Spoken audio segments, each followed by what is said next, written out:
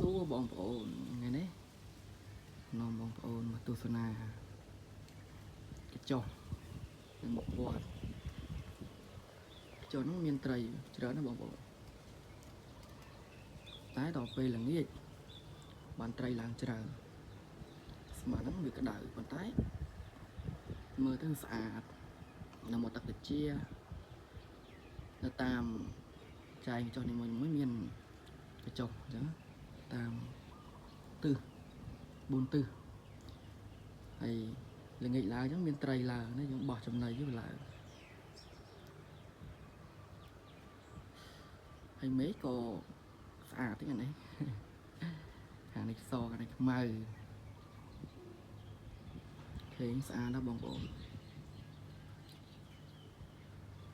ចាំមើលពេលល្ងាចមានពេលចាំថតឲ្យបងប្អូនទស្សនាពេលត្រីឡើងណា